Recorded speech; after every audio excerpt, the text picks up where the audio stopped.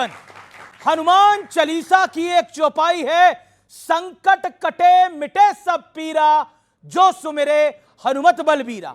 इसलिए जिन्हें पीड़ा होती है वो सीधा बागेश्वर धाम पहुंच जाते हैं अपनी पर्ची निकलवाने के लिए।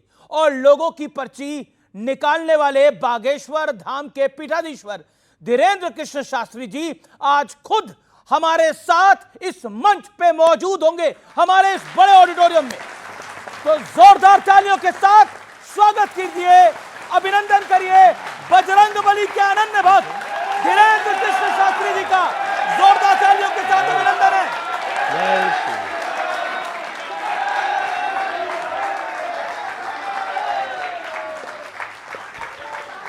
स्वागत है आपका बाबा। बहुत बहुत धन्यवाद। आप कैसे हैं? मैं ठीक हूं, आप कैसे हैं? आइए। बहुत धन्यवाद। जय श्री राम। तो बागेश्वर धाम के पीठाधीश्वर धीरेंद्र कृष्ण शास्त्री आज हमारे इस मंच पर हैं। एक बार फिर जोरदार तालियां धीरेंद्र कृष्ण शास्त्री जी के लिए।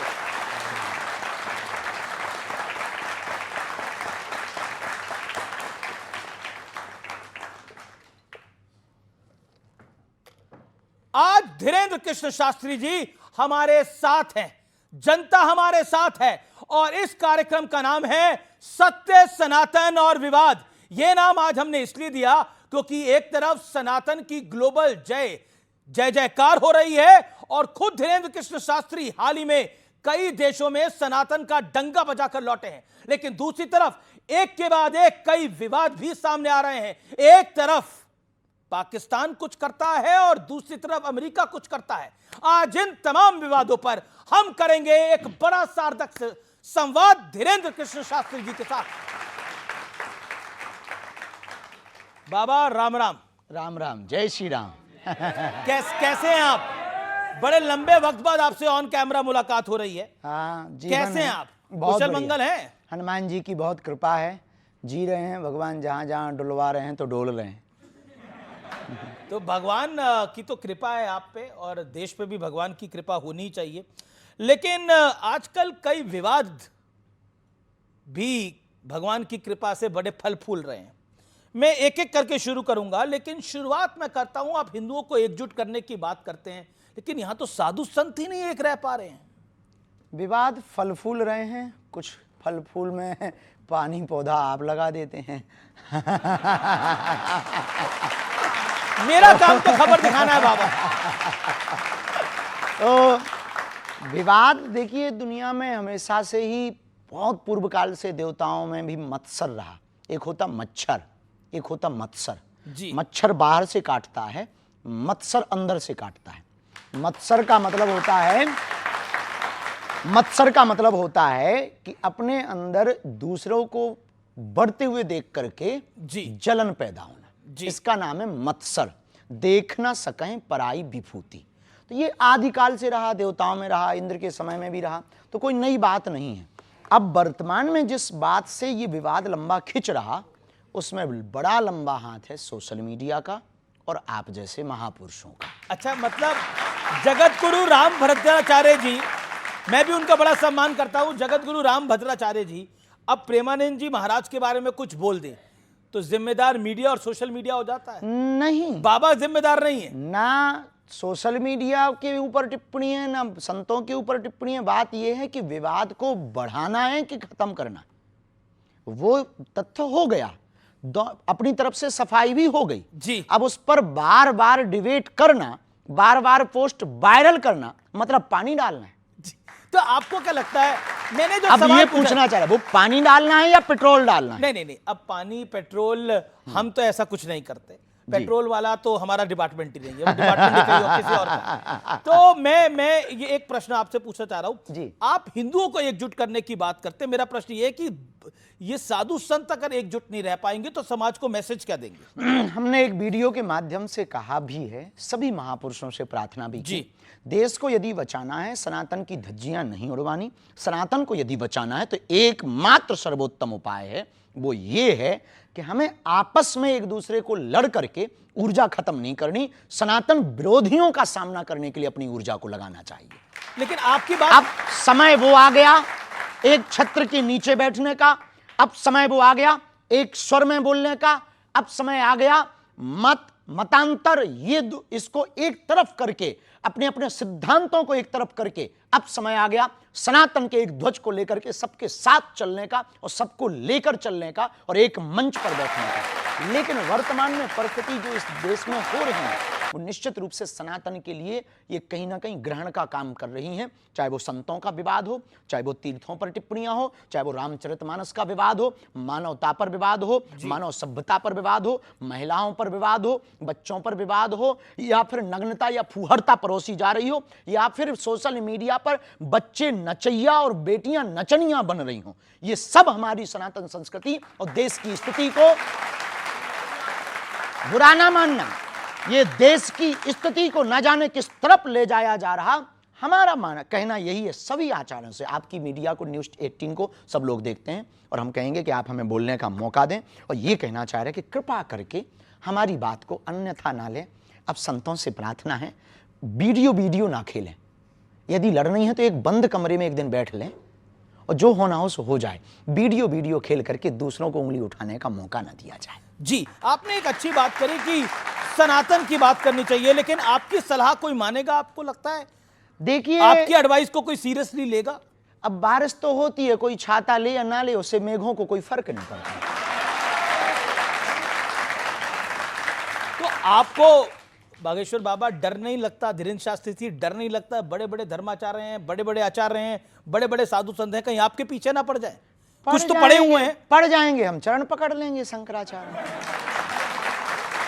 और फिर इसके बाद भी वो कुछ करेंगे तो पिट लेंगे। इससे ज्यादा संतों से एक बात याद रखना, औरों से नहीं, संतों से ओनली। बाकी तो डरते तो हम किसी के बाप से नहीं है।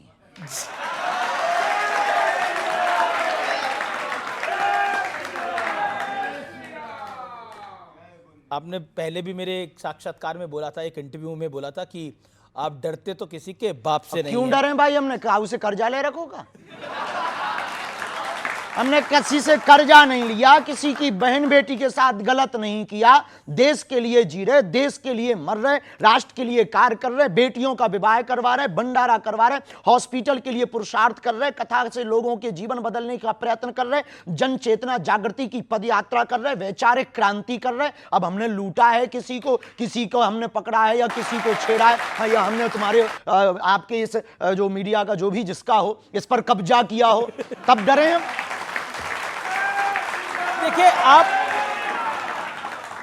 आपने लूटा तो है, सुख चैन लूटा है सनातन विरोधियों का, लूटा तो है आपने। वो लुटने योग्य ही है।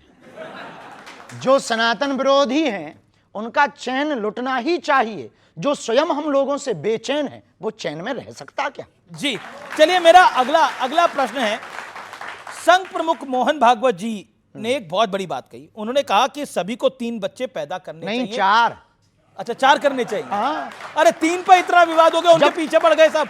चच्चे के 30 बच्चे हो सकते हैं। किसके? चच्चे के 30 बच्चे हो सकते हैं, तो हिंदुओं के 4 क्यों नहीं हो सकते हैं? और क्या बुराई है 2 बच्चे घर के लिए, 1 बच्चे संघ का के लिए और 1 बच्चे हिंदू राष्ट्र का लिए?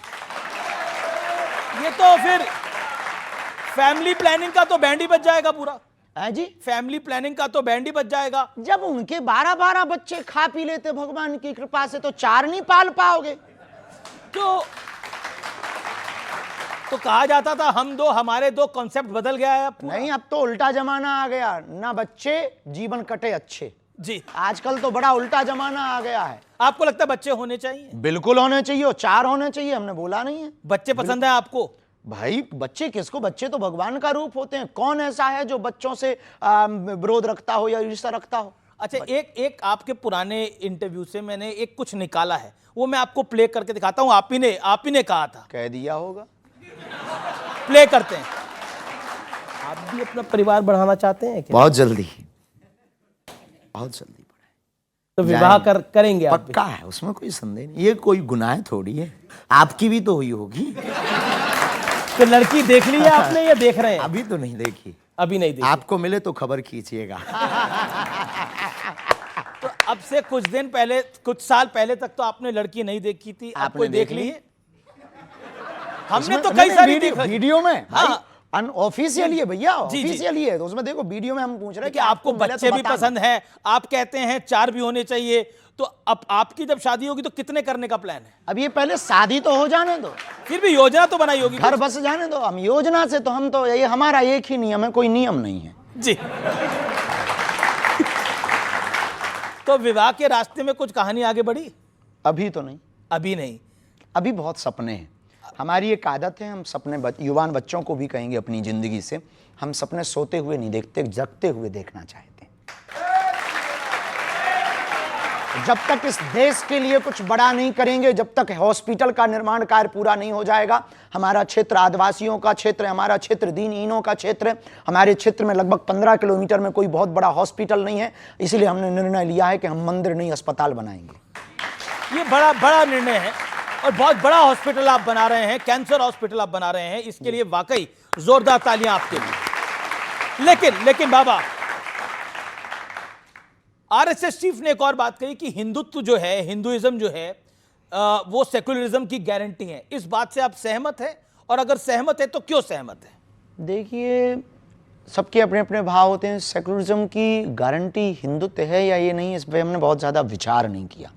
हम इतना कहेंगे कि सत्य, झूठ का बाजार इसलिए चलता है क्योंकि सत्य के सौदागर होते हैं, और झूठ की महिमा भी तब तक है जब तक सत्य है, और सत्य की महिमा भी तब तक है जब तक झूठ है।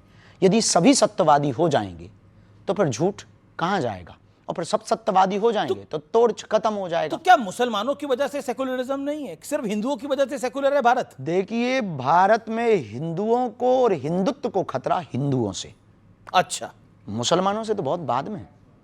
हिंदुओं का खतरा हिंदुओं से, उन हिंदुओं से जो खाते भारत का है, गाते पाकिस्तान का। कौन है ऐसे आपकी नजर में? आप जैसे फॉर एग्जांपल आपकी न्यूज़ों पर बहुत लोग आते रहते हैं जो कहते रहते हैं कि हमें भारत में डर लगता है। आपकी न्यूज़ों पर आते रहते हैं कि ये सब भगवा आतंकवाद है। आपकी न्यूज़ों पर आते रहते हैं जो हिंदुत्व पर टिप्पणी करते, आपकी न्यूज़ों पर आते रहते हैं जो पदयात्रा पर टिप्पणी करते, आपकी न्यूज़ों पर आते रहते हैं जो सनातन पर टिप्पणी करते, आपकी ही न्यूज़ पर आते रहते हैं जो गजवाए हिंद चाहते हैं। हम भगवाए हिंद चाहते हैं। भगवाए हिंद चाहते हैं आप, लेकिन आपने भगवाए हिंद में फिर हम टोकें जी। भगवाए हिंद में यह गारंटी है कि मुसलमान रहेंगे, भगवाए हिंद में यह गारंटी है कि सिख ईसाई सब रहेंगे, पर गजवाए हिंद में यह गारंटी नहीं है कि हिंदू रहेंगे। जी। लेकिन मैं भगवा हिंद और गजवा हिंद पर भी आऊंगा, लेकिन आपने युवाओं की बात करी। आजकल का युवा जो है वो ज्यादा रील में रहना पसंद करता है, रियल में रहना पसंद नहीं करता। वो रिलेशनशिप में यकीन नहीं करता, सिचुएशनशिप में यकीन करता है। क्या कहना चाहेंगे? बहुत अंग्रेजी बोल दी आपने, इतनी अंग्रेजी हमारे ऊपर से निकल जाती है, इसका हिंदी बता दो, हम जवाब दें। जी, बेसिकली उसे लगता है कि शादी ब्याह में कुछ नहीं रखा, हम किसी के साथ रहें, हम कुछ भी करें और हम आगे बढ़ें। पश्चिमी कल्चर है, विदेशी कल्चर है, पश्चिम देशों का, भारत का नहीं है। हमारा भारत इसलिए महान है क्योंकि यहाँ मर्यादा है, यहाँ संस्कृति है, यहाँ व्यापारवाद में परिवारवाद पहले है। तो हमारे भारत में परिवार की प्रमुखता है, हमारे भारत में मर्यादा है, हमारे भारत में प्रभु श्री राम का चरित्र इसलिए गाया जाता है कि सूर्पनखा जैसी एक दूसरी स्त्री प्रपोजल लेकर आती है तो भगवान राम कहते हैं कि हमें स्वीकार नहीं है, एक पत्नी व्रत धारण करते हैं। ये हमारा भारत है, ये हमारी मर्यादा है। और रामचरितमानस की खूबी देखना, राम जी के सामने जब सूर्पनखा कहती है कि तुम सम पुरुष न मोसम नारी, आपके समान पुरुष नहीं, हमारे समान नारी नहीं। हम युवान बच्चों को, रामायण पढ़ने वाले प्रेमियों को कहना चाहेंगे, जरा सीखना प्रभु श्री राम से। जो लोग कहते हैं कि हमारी गलती नहीं है, उनको सीखना चाहिए कि वो बहका दिया इसलिए हम बहक गए। उनके मुंह पर यह सबसे बड़ा तमाचा है रामचरितमानस का पात्र कि जब सूर्पनखा आती है वो कहती है कि आपके समान पुरुष नहीं, हमारे जैसी नारी नहीं, तब राम जी जवाब उससे बात उससे करते हैं, लेकिन सीतः चितय कही ते ही बाता, देखते जानकी माता की तरफ है, बात सूर्पनखा से करते हैं। किसी ने पूछा कि बात आपसे सूर्पनखा कर रही पर आप देख जानकी जी की तरफ क्यों रहे, तब प्रभु श्री राम ने जवाब दिया कि कोई पराई नारी हम पर डोरे डालने आवे तब अपनी वाली को देखना चाहिए। जी, लेकिन अब तो ये पूरा कॉन्सेप्ट बदल गया है, अब तो ये पूरा सिस्टम बदल गया है। इस पर आप क्या कहना चाहते हैं? हम इस पर यही कहना चाहेंगे कि यदि आप अपनी मूल संस्कृति से भटकेंगे तो ना आपका बेड़ा पार होगा, ना देश का बेड़ा पार होगा। भले ही विचार नए रखो पर संस्कार पुराने रखो। जी, विचार नए, संस्कार पुराने। जी। लेकिन अब आप बात हिंदू राष्ट्र की करते हैं, अब हिंदू राष्ट्र की बात भी पुरानी हो गई। हाँ, हो गई पुरानी, पर बात पुरानी हुई है, विचार तो हमेशा नया है, हिंदू राष्ट्र जब तक बन नहीं गया। जी चलिए, कुछ ऑडियंस से प्रश्न है, वो उस प्रश्न ले लेते हैं। किस किस का प्रश्न है वो अपना हाथ खड़ा करें, हम सवाल लेंगे। महाराज जी, क्या साधु सन्यासी और कथावाचकों के मंच पर नेताओं का आना उचित है? देखिए, राजपीठ और व्यासपीठ दोनों एक दूसरे के पूरक हैं। व्यासपीठ जो परंपरा और जो संकेत करे, उसमें यदि राजपीठ के लोग सुधार के लिए, अपने जीवन में आत्मसात करने के लिए आते हैं तो कोई बुराई नहीं है। हम जिस सनातन धर्म व्यासपीठ की परंपरा में बैठते हैं, उस व्यासपीठ से बिगड़े को भी गले लगाने की क्षमता रखते हैं। फिर राजनेताओं की तो बात अलग है। सुधारने के लिए कोई भी आ सकता है, सुधारने के लिए नया आए। जी जी, व्यासपीठ ज्ञान लेने की जगह है, देने की जगह नहीं है। व्यासपीठ सनातन को चमकाने की जगह है, खुद का चेहरा चमकाने की जगह नहीं है। सवाल।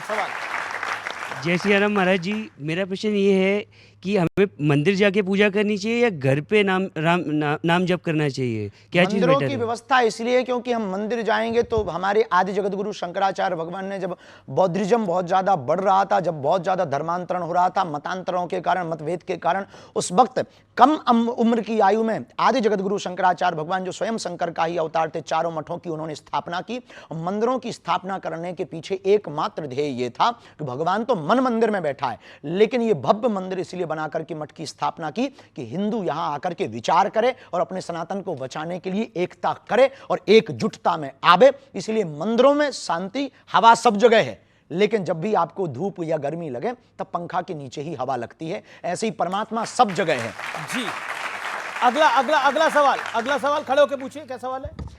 सॉरी। जय श्री राम गुरु जी। जय श्री राम। आपकी जो पदयात्रा होने वाली है नवंबर में, मैं उसे ये पूछना चाह रहा हूँ, आपके उस टाइम पे असहनीय हो जाते हैं, पैरों में बहुत स्वेलिंग हो जाती है, खून भी निकलने लगता है और ये सब बहुत परेशानियों को आपको सामना करना पड़ता है, उसके बाद भी आप करते हैं, तो उससे क्या संदेश देना चाहते हैं या क्या आपका उसका मेन वो बिना होता है? तप के कुछ भी प्राप्त नहीं किया जा सकता है। ये देश और दुनिया है, यहाँ पर दीपक भी तब तक उजाला नहीं दे पाता जब तक वो जलता नहीं है। जब बिना जले उजाला नहीं दे सकते हो तो बिना चले आप देश को सुधार नहीं सकते।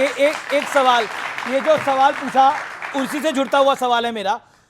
पैरों में छाले हो जाते हैं, पैरों में से खून निकलता है, मिलता क्या है बदले में? और विपक्ष गालियां ही देता है, या फिर कहें कई आपके जो विरोधी हैं वो आपको गाली ही देते हैं, क्या कहना चाहते हैं? कुछ नहीं, धन्यवाद है, सेम टू यू है उनको।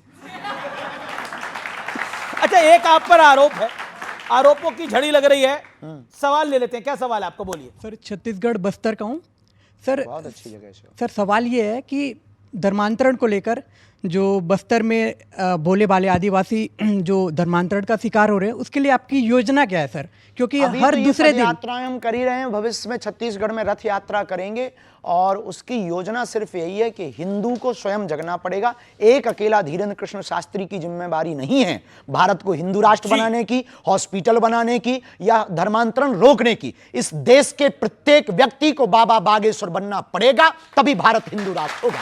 जी, लेकिन अब मैं आप पे, यही हमारी योजना है। आप पर एक आरोप है कि आपका पॉलिटिकल झुकाव जो है वो एक पॉलिटिकल पार्टी की तरफ है। नो, बिल्कुल भी नहीं। ऐसा हमसे कहा सब जाता जुड़े हैं। हमसे हमारे मध्य प्रदेश के कांग्रेस के पूर्व मुख्यमंत्री कथा करवाते हैं, कमलनाथ जी। वहां के पूर्व मुख्यमंत्री रहे, उनके सुपुत्र दिग्विजय सिंह के सुपुत्र जयवर्धन जी हमारे मंचों पर आते। हमारी बहुत निजता मैं भी है, बताता बहुत हूं ये क्यों बोला जाता है। हाँ। इसी साल फरवरी के अंदर मैं अपने जो आप पे आरोप लगता है उसको आगे बढ़ाता हूं। इसी साल फरवरी में प्रधानमंत्री नरेंद्र मोदी आपके बुलावे पर बागेश्वर धाम पहुंचे थे। उन्होंने आपको अपना छोटा भाई कहकर संबोधित करा, तो आपके विरोधी कह रहे हैं जो मोदी का छोटा भाई है वो तो संघी है। वाह, ये कोई बात हुई है कि उन्होंने छोटा भाई कह दिया तो हम संघी हो गए हैं? अब आपने हमको भाई कह दिया तो क्या हम पत्रकार हो गए हैं?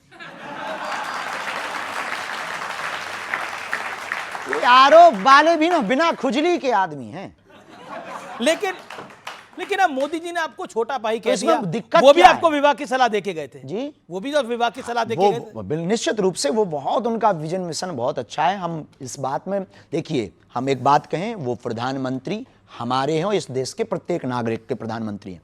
प्रधानमंत्री का कर्तव्य है प्रजा से प्यार करना। जी। ये प्रधानमंत्री क्योंकि उस पद पर बैठे हैं, उनका प्रजा से प्यार करना कर्तव्य है। और हमारा एक पीठ के पीठाधीश्वर होने के नाते, एक सनातन के सिपाही होने के नाते हमारा कर्तव्य आमंत्रण देना। हमने सबको आमंत्रण दिया और आपके मंच से हम फिर कहना चाहते कि 2026 में 15 फरवरी को फिर से 300 मातृ पितृहीन हम बेटियों का विवाह करवा रहे। यदि किसी पार्टी के नेता के अंदर भाव जगे, हमारी प्रार्थना है सपा, बसपा, कांग्रेस, बीजेपी और निर्दलीय जितने दल हैं उन सब से प्रार्थना है, उनके चीफों से प्रार्थना है, यदि आपके अंदर भाव जगे हमारा आमंत्रण स्वीकार करें। अब मोदी जी आपको छोटा भाई कहते हैं। वो हमें छोटा भाई कह के गए, ये लोग और आवे तो हमको और छोटा कह दें, हमें दिक्कत नहीं है, या बड़ा कह दें, हम मना नहीं करेंगे। सबके भाव है, उनका विजन मिशन बहुत अद्भुत है। इस देश में ऐसा प्रधानमंत्री आया जिसने राम की भी चर्चा की और आम आदमी की भी चर्चा की, खेल की भी चर्चा की तो रेल की भी चर्चा की। एक ऐसा प्रधानमंत्री आया जिनके सामने राम जी भी विराजमान है, कृष्ण कन्हैया भी बैठेंगे। जी चलिए, आपने कृष्ण कन्हैया की बात करी। मोहन भागवत ने बोला कि अयोध्या, मथुरा, काशी हिंदुओं का मूल मुद्दा है इस देश के अंदर। आप इससे सहमत हैं? हम संभल को भी जोड़ रहे हैं, संबल को भी जोड़ रहे हैं। देखिए ऐसे समझो, बिना तर्क के थोड़ी समझना है। तुम लोग ना तुरंत ताली ठोकते हो।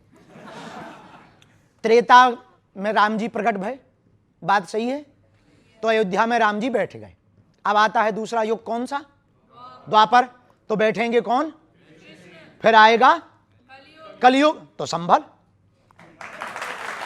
तो संबल में भी तो नरेंद्र मोदी हो ही आए हैं, प्रधानमंत्री तो संबल हो ही आए हैं, कल की धाम। बहुत अच्छी बात है, तो जाने में क्या दिक्कत है? वो तो देखो प्रधानमंत्री हैं देश के, वो कहे उनके पूरे देश में, हर गांव जा सकते हैं, कोई बुराई थोड़ी। जी। हम राजनेता थोड़ी हैं कि हम टिप्पणियां करें इस पे। हम पे तो सनातन की बात पूछो भैया। अच्छा, सनातन की बात पूछने से पहले थोड़ी राजनीतिक बात पूछ लेता हूं। अखिलेश यादव का आरोप लगाया कि धीरेन्द्र शास्त्री 50 लाख रुपए लेते हैं, वो भी अंडर द टेबल। मिले नहीं है, इंतजार है कि कोई दे के जाए। हम तो कहते ऊपर टेबल पे दे जाए, बाढ़ में गया अस्पताल में लगाएंगे, भंडारे में लगाएंगे, वैसे ही अभी हम कर्जा में हैं, कर्जा चुका लेंगे। आप तो साधु हैं, संत हैं, बाबा हैं, आप क्या करेंगे इतने पैसों का? हाँ, हम कुछ करेंगे नहीं, बेटियों का विवाह करेंगे। जब इस देश में नाचने वाले करोड़ों ले सकते हैं तो साधु दक्षिणा लेकर के। जब इस देश में विमल गुटखा का, अन्य गुटकों का प्रचार करने वाला करोड़ों ले सकता है, इस देश में सट्टा खिलवाने वाला करोड़ों ले सकता है, इस देश में अश्लीलता, नग्नता फैलाने वाले सिंगर करोड़ों ले सकते हैं, तो साधु यदि 2-5 रुपया लेकर के गरीब बेटियों का घर बसवा दे, अस्पताल बनवा दे, तो बुराई नहीं है। देश के लोगों को दिल खोल करके करना चाहिए। हम चाहते हैं कि इस देश में हर व्यक्ति हमारे जैसा काम करे। लेकिन अब देखिए, आप कहते हैं कि किसी नाचने वाली को या फिर किसी नाचने वाले को इतने पैसे मिल सकते हैं। आपको इन नाचने वालों से, एक्टर से दिक्कत है क्या? संजय दत्त तो आपके दोस्त हैं। किसी से दिक्कत नहीं, वो हमारे सब प्रिय है, हमें दिक्कत नहीं है। हमें दिक्कत है ये जो बीच में बोलने वाले खुजली वाले हैं उनसे। तो ये जो अखिलेश यादव जी का 50 लाख वाला बयान था, ये खुजली वाला है या दूसरा है? हम कुछ कह नहीं सकते, नेताओं पर हम कोई बयान देते नहीं। इस पर नेता तो आप पे देते हैं बयान, वो देते रहते हैं, चूंकि अपन तो साधु हैं, गंगा में तो सब स्नान करते हैं। अच्छा, ऐसा क्यों है? अखिलेश यादव भी आपको कहते हैं, तेज प्रताप यादव भी आपको कहते हैं, वो आपके बिहार दौरे से खुश नहीं थे? नहीं, ऐसा नहीं है। कुछ चीज़ें बड़ी बनाई जाती हैं, उनका मंतव्य बिल्कुल भी गलत नहीं होता है, और गलत होता भी हो तो हम कुछ कह भी नहीं सकते। देखो भाई, हमारे लिए सब समान है। जितने प्रधानमंत्री नरेंद्र मोदी जी प्रिय हैं, उतने ही कमलनाथ जी प्रिय हैं, उतने ही हमको अखिलेश जी भी प्रिय हैं, उतने ही तेजस्वी जी भी प्रिय हैं। हम सबके लिए साधुवाद, आशीर्वाद देते हैं। भगवान करे उनको सद्बुद्धि मिले, और जो वो कह रहे हैं वो अपनी विचारधारा से। कई बार ना जब ब्रीफिंग फीडबैक गलत पहुंचती है तब व्यक्ति कुछ भी बोल देता। अब तुम्हारे कान में आके कह दे कि बाबा जी तो गड़बड़ है, तो हम कितने भी बढ़िया बने रहे, पर तुम्हारा कान भरने वाला इतना बोल दे तो आप उसी नज़र से तो आपके बारे में कौन कान भर रहा है? हमें नहीं है पता। अब वो जाने कि जिनके कान भरते हैं। अच्छा, हमें तो कोई दिक्कत ही हुई नहीं। एक काउंटर पॉइंट आता है, आप कहते हैं कि अब वो लोग क्या करते हैं, नाचने वाले क्या करते हैं, एक्टर क्या करते हैं, वो एंटरटेन करते हैं, और एंटरटेनमेंट की तो एक कीमत होती है हमेशा। हाँ, देखो, वो मनोरंजन करते हैं, साधु मनोभंजन करता है। जी, दोनों में अंतर है, क्या अंतर दोनों है? में जमीन आसमान का अंतर आपकी है। नजर में क्या अंतर है? मनोरंजन से सिर्फ कुछ क्षणिक जीवन में बदलाव आता है, मनोभंजन से पूरा जीवन बदल जाता है। जैसे महात्मा प्रेमानंद, जैसे जगतगुरु पूज्य रामभद्राचार्य और अन्य अन्य संत, कई बार हम भी सुविचार देते हैं, कई बच्चे उसको सुन अच्छा, करके। ऐसा क्यों है कि साधु संतों की बात कई बार वो बोलना कुछ चाहते हैं, कह कुछ जाते हैं और फिर कंट्रोवर्सी हो जाती है? आपके साथ भी अक्सर कई अपने बार अपने हुआ। हमारे साथ भी होता है। देखिए, अपने हर शब्द के अर्थ के अनेक शब्द के अनेक अर्थ, शब्दा नाम अनेका अर्था, हर शब्द के अनेक अर्थ होते हैं, सबकी अपनी अपनी दृष्टि होती है। हम यहाँ खड़े हैं तो कहेगा बाबा चेहरा चमकाने आ गया, बाबा देखो मीडियाबाजी कर रहा है, बाबा को टीवी में बने रहने का बड़ा शौक है, बाबा को वायरल होने का बड़ा शौक है, बाबा तो दिल्ली में डोल रहा। कुछ लोगों का ये दर्शन है, बहुत बढ़िया है, कम से कम सनातन में कोई बोलने वाला तो है। कुछ ऐसा भी कह रहे हैं, कुछ ऐसा कह रहे हैं, अरे गुरु बहुत बेस्ट है, ये करोगे तभी सनातन बचेगा। आप कहते भी हो, करते भी हो, तो अपनी अपनी दृष्टि हो। जैसे आप हो, अब हमारी दृष्टि में आप बहुत बढ़िया पत्रकार हो, आपका वर्तमान प्रेजेंटेशन बहुत अच्छा है और बहुत जल्दी अपने शब्दों को बदलकर सामने वालों को फंसाने की कला आप जानते हो हमारे अंदर, और सत्य बोलने की कला है, बेबाकी से बोलने की कला है। आप पिछड़ते नहीं हो, न्यूज 18 अपनी बात से कभी हटता नहीं है, हमें बहुत अच्छा लगा। लेकिन कुछ लोग कहते हैं वाह, अरे ये तो फलाने की मीडिया है, ये तो फलाने, कुछ लोग गोदी मीडिया कह देते। तो ये अपने अपनी दृष्टि है, आपके प्रति भी ऐसी दृष्टि रखते, हमारे प्रति भी कुछ लोग। अब कोई किसी को प्रभु श्री राम भगवान दिखाई देते, किसी रावण को राजकुमार दिखाई देते थे। तो अपना अपना चश्मा का खेल है। आपने व्हाइट चश्मा लगा रखा, कुछ लोगों ने काला लगा रखा। तो ये काले चश्मे वालों को आप मैसेज क्या देना चाहोगे? कुछ भी नहीं, भगवान तुम्हारा भला करे, भजन करो भैया। और क्या देंगे भैया, हम तो साधु जी। आदमी, हम किसी से विवाद थोड़ी करेंगे। हम तो यही कहेंगे भैया आप विवाद सब करते नहीं, लेकिन विवाद हो जाते हैं। अब हो जाते हैं तो देखो, हम किसी विवाद, एक तो किसी को छेड़ते नहीं है, कोई छेड़े तो छोड़ते नहीं, बस सीधा सा। अच्छा, क्योंकि आपने भगवा हिंद की बात करी, हिंदू राष्ट्र की बात करी, क्या ये सांप्रदायिक सोच नहीं है? क्या ये कट्टर सोच नहीं? वाह, गजबाए हिंद अच्छी सोच है। नहीं, उसको तो किसी ने अच्छा नहीं बोला। हाँ, तो उसी के जवाब में, काउंटर में, कि आप गजबाए हिंद मांगोगे, हम भगवाए हिंद बना देंगे। लेकिन फिर ये ध्रुवीकरण होता है इससे ना। ध्रुवीकरण वो कर रहे हैं, हम थोड़ी कर रहे हैं भाई साहब, हमें क्या लगी। अब किसी ने कहा, हमारा सीधा सा सिद्धांत है, कुछ लोग इस देश में तिरंगे में चांद देखना चाहते, हम चांद पे तिरंगा देखना चाहते। लेकिन जब आप गजवा हिंद की इस बात भी कट्टर सोच है, और भगवा ये हिंद कट्टर सोच नहीं है, भगवा ये हिंद है वसुधैव कुटुंबकम। कैसे? ऐसे कि हम सनातनी परंपरा में किसी को मारने पर भरोसा नहीं रखते, हमने तलवारों की नोक पर कभी भी धर्मांतरण नहीं करवाया है, हमने कभी भी किसी भी बहन बेटियों के बांग्लादेश में एक घटना हुई है, जरा देख लीजिए कि कितनी कट्टरता सोच होती है कुछ लोगों के अंदर, कि कितनी मानसिकता गिरी हुई। 9 वर्ष की बच्ची के साथ में 6 महीने पहले रेप हुआ और लगभग 29 लोगों ने रेप किया। उसकी मां चिल्लाती रही चौराहे पर, लेकिन रेप हुआ। क्यों? क्योंकि वो बच्ची सिर्फ हिंदू थी। ये सोच है कुछ लोगों की, हम इस सोच के खिलाफ हैं, हम मुसलमानों के खिलाफ नहीं हैं। हम अब्दुल कलाम को भी सलूट करते हैं और रस खान के भी दोहा गाते हैं। बात आती है तो हमने कभी ये नहीं कहा कि मजा रहे, उनकी आस्था के श्रद्धा का केंद्र है। हमने कभी ये नहीं कहा कि मुसलमान इस्लाम खराब है, नहीं। सबको अपनी अपनी आस्था का पूजा करने का अधिकार है, सबको अपने ईश्वर को मनाने का अधिकार है, लेकिन आप दबाव देकर के नहीं मना सकते, आप प्रभाव देकर के नहीं मना सकते हैं। तो गजबा ये हिंद है सर तन से कलम कर देना, ये सोच का। भगवा ये हिंद है सबको गले लगा लेना। लेकिन विपक्षी पार्टियां तो देश का भला ही सोचती हैं, वो भी परेशान हो जाती हैं। वो कहती हैं कि ये सांप्रदायिक सोच है, और साथ में वो ये भी कहती हैं ये देश तोड़ने वाली विचारधारा है। तो दोनों देखो, पहली वाली तो हम बात मान लेंगे कि देश तोड़ने वाली विचारधारा है गजवाई हिंद, भगवा ये हिंद तो नहीं है। ये बात हम मानने को इसलिए तैयार नहीं है। वो भगवा हिंद को भी कहते हैं कि ये देश तोड़ने वाले विचारधारा। अब वो अपने अपने विचार हैं, क्योंकि उन्होंने पढ़ा नहीं ना जी। मेरा अगला सवाल आपसे बड़ा महत्वपूर्ण है। आपको ध्यान होगा, एक मालेगांव ब्लास्ट केस हुआ था और इसके तमाम आरोपियों को बरी कर दिया गया। तब हमारी उम्र मात्र 7-8 साल की थी। हमने बाद में आर्टिकल्स में पढ़ा, इंटरव्यू को देखा, बहुत सी न्यूज़ों को पढ़ा। कोशिश भर पढ़ते हैं, तथ्य होना चाहिए। उस वक्त विदेशी ताकतों ने सोच समझ करके एक ट्रेंड चलाया था, थीम भगवा आतंकवाद। सोची समझी साजिश में, और पूरे देश में एक थीम वायरल हुई थी, भगवा आतंकवाद। लेकिन भगवान की बड़ी कृपा है, 19 साल बाद ना, 19 साल है, 2006, तो कितने साल हो गए? 19 साल हो गए 19 साल बाद इस देश की न्यायपालिका ने यह सिद्ध कर दिया, भगवा आतंकवाद नहीं होता। पूर्व मुख्यमंत्री हैं पृथ्वीराज चौहान, वो कहते हैं कि भगवा आतंकवाद तो नहीं होता, सही बात है, लेकिन सनातनी आतंकवाद होता है। उन्होंने अभी 2025 में यह बयान दिया है। हम उन पर कोई जवाब नहीं देंगे, नेता का जवाब दें हम। फिर भी सनातन आतंकवाद पर आपका कमेंट? अभी तक कोई हमको तथ्य मिला नहीं कि सनातन आतंकवाद किसी भी, देखिए, आतंकवाद का कोई धर्म या मजहब नहीं होता। आतंकवादी एक विचारधारा है, देश के ऊपर हिंसा करके या किसी भी जगह पर हिंसा करके अपनी बातों को मनवाना या देश की मानवीय परंपरा को खत्म करना, मानवता पर आपने बोला आतंकवाद का कोई धर्म नहीं होता, कोई भी आतंकवादी हो सकता, हम मानते हैं, पर पाकिस्तान आतंकवादी है, पाकिस्तान में आतंकवादी है, ये धर्म है जी। और पहलगाम में तो धर्म पूछ कर गोली मारी गई। पहलगाम क्यों? क्योंकि वो पाकिस्तानी थे, तब तो 9 ठिकाने अपनी सेना ने ठोके। लेकिन मुनीर के बारे में आप कहना क्या चाहते हैं? कुछ भी नहीं, झिकलेट आदमी है। क्या आदमी है? झिकलेट है वो। इसका मतलब भी समझा दीजिए। इसका अर्थ नहीं बता सकते हम, गूगल करो।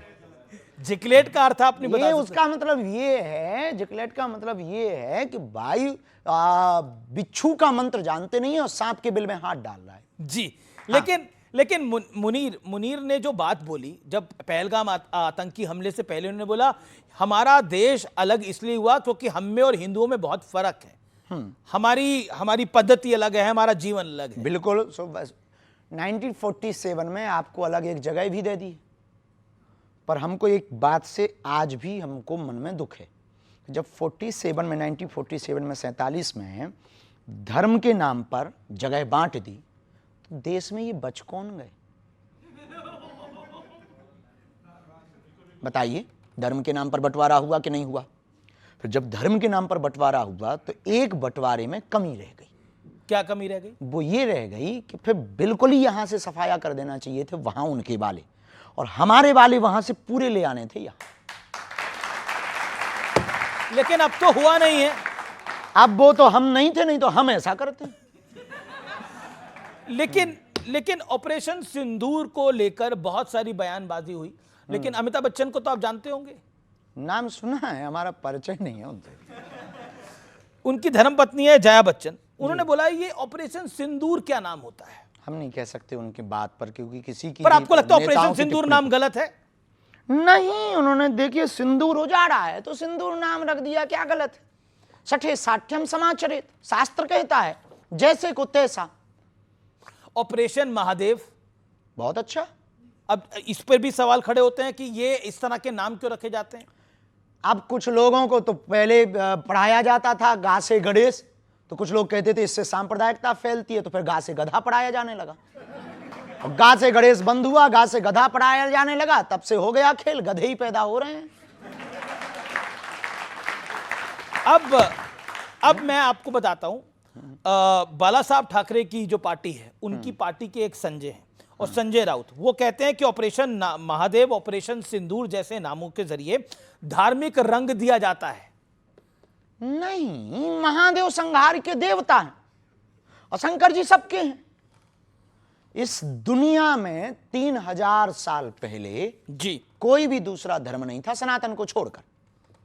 अब कोई अपने बाप को बाप नहीं बोल रहा तो ये उन लोगों की गलती है। कुछ सवाल ले लेते हैं। मैं उदय शहरी, भगत, सन्यासी या इनकलाबी, तीनों में श्रेष्ठ कौन है? भक्त यानी भक्त, ऐसी बात है ना, भक्त, सन्यासी और इनकलाबी। राष्ट्रप्रेमी, यही तीनों ही जो ठीक हैं। देखिए, भक्त और सन्यासी दो अलग नहीं, एक ही हैं, जैसे चीनी और शुगर, ठीक है? दोनों। भक्त के बिना सन्यासी नहीं हो सकता, भक्ति के बिना सन्यासी कैसे हो सकता, और भक्ति के बिना इनकलाबी भी नहीं हो सकता। राष्ट्र की भक्ति ना हो तो वो इनकलाब जिंदाबाद कैसे बोलेगा? 2 लाइन में मैं वंदन करूंगा कि चुरा कर रंग जीवन के सत्य सनातन धर्म के मंच पे आए हैं। समय की दौड़ में हमने यहाँ कुछ पल बिताए हैं। मिलेगा साथ शास्त्री जी का हम सम्मान करते हैं। सुशोभित मंच से हम वंदन बारंबार करते हैं। जय श्री राम। राधे राधे गुरुजी। राधे राधे। मेरा आपसे ये प्रश्न है कि एक व्यक्ति के जीवन में सफलता का रहस्य क्या होता है, और एक व्यक्ति को सफल होने के लिए सिर्फ मेहनत या फिर किस्मत का भी साथ देना जरूरी होता है? सफलता पाने के लिए 3 सूत्र हैं, हमारे निजी अनुभव के सूत्र हैं। यदि वो आप पालोगे तो शायद आप सफलता पा पाओगे। सोचो, बोलो, करो। पश्चिमी विचारक ने कहा है कि जो आप सोचेंगे वो आप बोलने लगेंगे, जो आप बोलेंगे वो शब्द बनेंगे, जो शब्द बनेंगे वो आदत बनेगी, जो आदत बनेगी वो आपके कर्म बनेंगे, जो कर्म बनेंगे वो आपका भाग्य बनेगा। जी, सवाल मेरा सवाल ये है कि हम जैसा देखते हैं कि हिंदुत्व पर कुछ भी बोल देना बहुत आसान होता है। कोई भी अपनी मर्जी से जो मन में आता है बोल देता है, लेकिन और धर्मों में कुछ भी बोलना, उस पर फिर हम देखते हैं कि जैसे अटैक हो जाते हैं, हमले हो जाते हैं, लेकिन हिंदुत्व पे और फिर उस पर कोई एक्शन भी नहीं होता। तो इसको आप कैसे देखते हैं?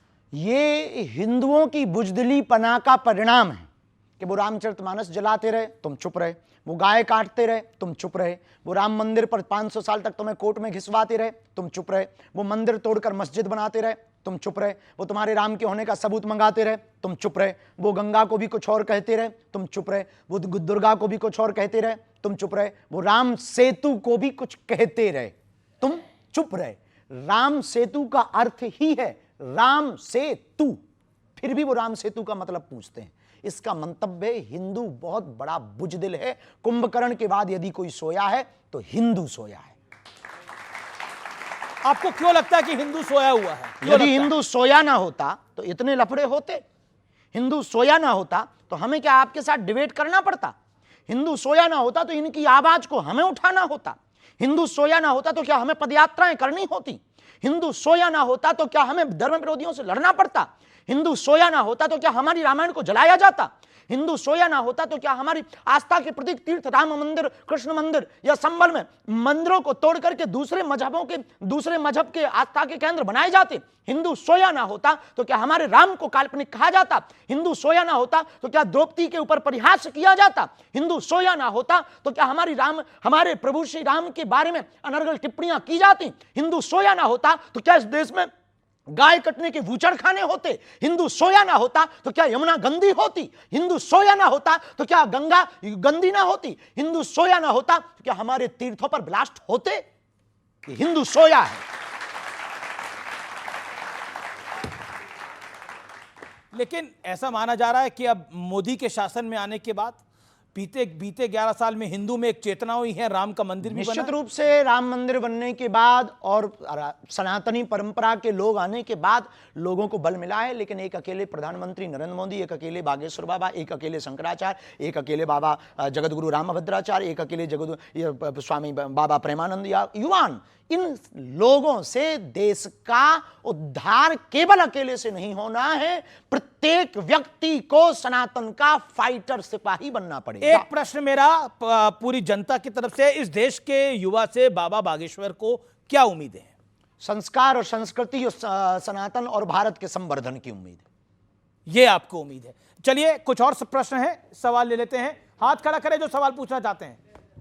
गुरुजी, आपके विचारों से हिंदू राष्ट्र में जाति आधारित भेदभाव को कैसे खत्म किया जा सकता है? जाति हो इससे कोई दिक्कत नहीं, पर जाति अभिमान नहीं होना चाहिए। भेदभाव है उसको कैसे खत्म किया जा सकता है? उसको विचारों से ही खत्म किया जा सकता है, तलवारों से तो नहीं किया जा सकता है। वैचारिक संगठन, पदयात्रा, सामाजिक समरसता के भोज व साथ ही साथ मंदिरों में बैठक व्यवस्था, अब देवालयों में बैठक व्यवस्था, जगह जगह नुक्कड़ चाय की चौकड़ी पर भेदभाव की शून्यता, विचारों को बार बार आदान प्रदान करना और सामाजिक समरसता के लिए बार बार प्रकल्प को करना, कथा को करवाना, भोजन भंडारे को करवाना और लोगों की मदद करना, दीनहीनों को गले लगाना, इससे ही जातिगत भेदभाव मिट सकता है। जी गुरुजी राधे राधे। गुरुजी ये मैं पूछना चाहता हूँ कि बाबा जी की पर्ची बड़ी या प्रेमानंद जी महाराज की भक्ति? जी बाबा जी की पर्ची बड़ी या प्रेमानंद जी महाराज जी की भक्ति बड़ी है? ये आप जो है भारत पाकिस्तान का नक्शा तुम बाबाओं को लड़वाने आए हो क्या? तूने ठेका ही ले रखा है महात्माओं को लड़वाने का कि कौन बढ़िया है? ये बता, तू बढ़िया है या तेरे पिताजी बढ़िया है? अब बता, हैं? तो बस दोनों सही है। उन्होंने बोला दोनों सही है। बेटा ज्यादा खुजली हो तो हवेली पे भी आ जाना। जी सवाल ले लेते हैं। बोलो भाई। सतकोटि प्रणाम बाबा। खुश रहो। मेरा सवाल आपसे ये है कि आपने बोला कि विचार नए होने चाहिए लेकिन संस्कार पुराने होने चाहिए, लेकिन संस्कारों के नाम पे जो महिलाओं के साथ इतने सदियों से गलत होता आया है, उनको घर से नहीं निकलने दिया जाता है, उनको नौकरियां नहीं करने दी जाती हैं और सारे संस्कारों का बोझ सिर्फ महिलाओं पे दे दिया जाता है। सनातन के लोगों ने नहीं किया, इस देश की कुछ बुद्धि, इस देश की बुद्धिहीन लोगों ने किया है। इस देश में कुछ लोगों को सेकुलरिज्म का कीड़ा काटता और राजनीति का कीड़ा काटता, उन्होंने मतभेद किया है। हमारे सनातन ने तो महिलाओं को पीछे नहीं, बगल में नहीं, आगे रखा है। हम जब भी भगवान का नाम लेते हैं तो राम सीता नहीं कहते, सीताराम कहते हैं। हम जब भी भगवान का नाम लेते हैं तो श्याम राधे नहीं कहते, राधे श्याम कहते हैं। हमारे सनातन में तो मातृ शक्ति को यत्र नार्यस्तु पूज्यन्ते रमन्ते तत्र देवता, जहां नारी की पूजा है वहां देवता वास करते हैं। हमारे सनातन में लिखा, नारी निंदा मत करो, नारी रतन खदान, नारी से नर उपजे ध्रुव प्रहलाद समान। जी तो हमारे सनातन धर्म ने, हमारी सनातनी परंपरा ने, हमारे वेदों ने, हमारे ऋषियों ने कभी भी मातृ शक्ति का अनादर नहीं किया, उनको सबसे आगे बैठाया है। बिना शक्ति के शिव भी अधूरे हैं। ये कुछ इस देश में कुठाराघात, इस देश को बिगाड़ने और पुरुष स्त्री के बीच में भेद करने वाले कुछ बुद्धिहीन लोगों ने ये भेद फैलाए हैं। हमारे सनातन में ये भेद नहीं। महाराज जी मेरा प्रश्न ये था, जिस प्रकार आपकी रुचि जिस प्रकार बजरंगबली में, उसी प्रकार से हम अपनी रुचि कैसे अपने इष्ट में लाएं और किस प्रकार नाम में रुचि और प्रीति बढ़ाएं? देखिए, भगवान के प्रति रुचि बढ़ाने के लिए उनके निरंतर महापुरुषों की वाणियों से उनकी कथाओं को श्रवण करना, उनकी लीलाओं को श्रवण करना, उस पर चिंतन करना, उसको अनुभव और महसूस करना। जब छोटी छोटी बातों में आप सजगता ले आएंगे, महसूस करने लगेंगे, तो आपको लगेगा कि आपका नाम जप में रटन लग गई है और आप आज जपा जप विधि में आ जाएंगे। अनवरत आपके जिह्वा से नाम जप चलने लगेगा और जब आप प्रेमास्पद में भर जाएंगे। स्वामी रामकृष्ण परमहंस जी से यही प्रश्न किसी ने किया कि हमको भगवान को पाना है, आप उपाय बताओ। उन्होंने कहा कल आना। वो बेचारा कल चला गया। बोले नदी चल, वो बेचारा नदी चला गया। अब परमहंस जी नदी में कूद गए। अब बोले तू भी आ जा। तो सीधा साधा आदमी रहा होगा तुम्हारे जैसा, नदी में कूद गया। वो जैसे ही वो नदी में कूदा, वो ऊपर चढ़ बैठे, सिर पे बैठ गए। अब वो फड़फड़ाने लगा पानी में, क्योंकि सांस नहीं ले पा रहा। जब थोड़ी देर बाद रामकृष्ण परमहंस जी ने छोड़ा तो उसने पूछा कि ये क्या था? हमें तो पागल पहले लग रहे थे, अब कन्फर्म हो गया। बोला हम पागल वागल नहीं है, तूने पूछा भगवान को कैसे पाएंगे तो उसका उपाय बताया। बोले ये थोड़ी उपाय है कि नदी में डुबाओ। बोले जिस प्रकार तू नदी में श्वास लेने के लिए तड़प रहा था, ऐसे ही तड़प जब तू परमात्मा के लिए अंदर ले आएगा तो परमात्मा की प्राप्ति हो जाएगी। तड़प को बढ़ाने के लिए प्रेम बहुत ज़्यादा जरूरी है। तड़प को बढ़ाने के लिए उनकी लीलाएं सुनना बहुत ज़्यादा जरूरी है। तड़प को बढ़ाने के लिए महापुरुषों के चरित्रों को, जीवन को देखना बहुत ज़्यादा जरूरी है। तो नाम पर भी निष्ठा होगी और भगवान पर भी निष्ठा। आपने प्रेम की बात करी, तड़प की बात करी। ये युवा पीढ़ी के लिए सवाल है, आपकी नज़र में प्रेम क्या है, प्यार क्या है, लव क्या है? देखिए, अब लव का हमें पता नहीं, प्रेम का पता है। आजकल लव के बहुत से अर्थ हैं। प्रेम का मतलब है समर्पित हो जाना। प्रेम का मतलब है, बिंदु जी की एक बहुत अच्छी लाइनें थी, मैं अगर देखूं तो देखूं मगर तुम ना मुझको देखना, तुमने अगर देखा तो फिर मगरूर हो जाऊंगा मैं अगर चाहूं तो चाहूं मगर तुम ना मुझको चाहना, तुमने अगर चाहा तो फिर प्रेमी नहीं मजदूर हो जाऊंगा मैं।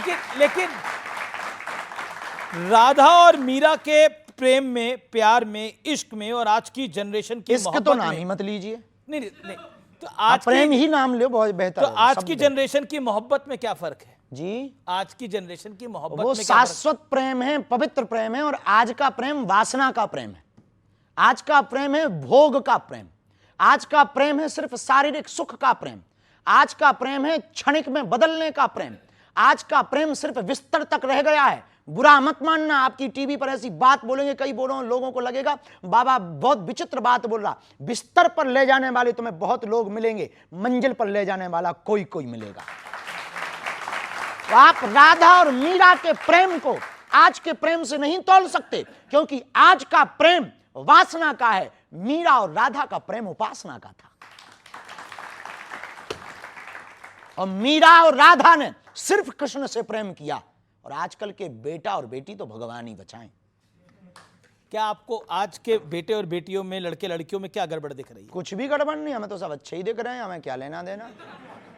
हम उनको एक सलाह कोई देना चाहेंगे आप अपनी तरफ? यही सलाह देंगे कि देखो भाई बुरा मत मानना, ये प्यार मोहब्बत इसके जो भी तुमने नाम देते हो ये सब बाद में कर लेना, पहले सफलता पा लेना। पहले सफलता पा लो। अब ये डोनाल्ड ट्रंप को क्या टेंशन है आपकी राय के अंदर? हमारा पड़ोसी तो नहीं है, दूर है डोनाल्ड काफी। ट्रंप तो